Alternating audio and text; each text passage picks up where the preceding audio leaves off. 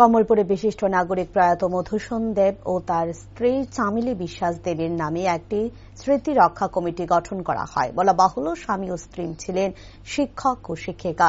ওনারা রাজ্যের প্রাক্তন মন্ত্রী তথা বিধায়ক মনোজ কান্তি দেবের পিতা ও মাতা। শিক্ষকতার জীবনে বহু ছাত্রছাত্রীদের বিনামূল্যে পড়িয়েছেন।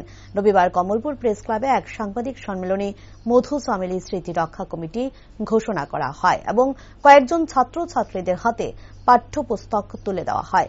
উপস্থিত ছিলেন এই কমিটির সভাপতি শিক্ষক গৌতম শীল, সম্পাদক সঞ্জয় দাস ও কোষাধ্যক্ষ রাতুল দত্ত চৌধুরী সহ মধুসূদন দেব ও চামেলি বিশ্বাসের কনিষ্ঠ পুত্র তথা এই স্মৃতি রক্ষা কমিটির পৃষ্ঠপোষক শশাঙ্ক শেখর দেব। ওনারা জানিয়েছেন, আগামী দিনে দুস্থ মেধা ছাত্রছাত্রীদের পাঠ্যপুস্তক বিতরণ সহ বিভিন্ন সমাজ সেবামূলক কর্মসূচি চালিয়ে যাবে।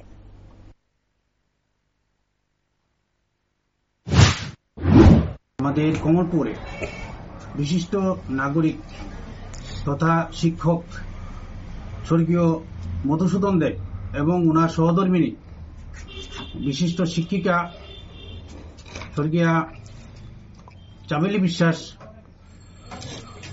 মহোদয়া, ওনারা আজকে আমাদের মধ্যে নেই, কিন্তু ওনারা সমাজের জন্য, সমাজের মানুষের জন্য এবং ছাত্রছাত্রীদের জন্য অনেক কাজ করে গিয়েছেন বিগত দিনে।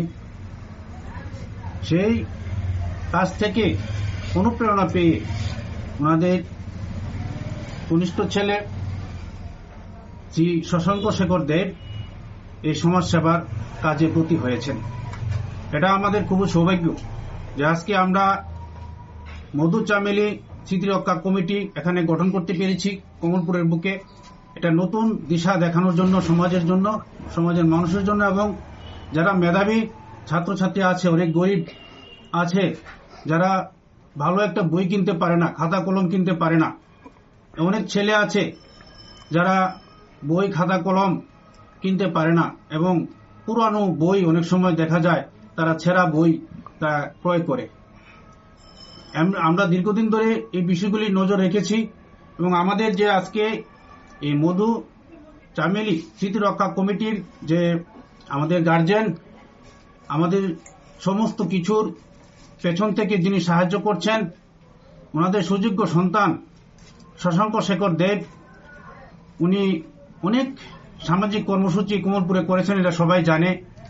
অনেক মন্দির এখানে, যেমন হনুমান মন্দির উনি কিছুদিন আগে তৈরি করেছেন কমলেশ্বরী কালীবাড়িতে, এবং কমলেশ্বরী কালীবাড়ি নির্মাণের ক্ষেত্রে উনি অর্থ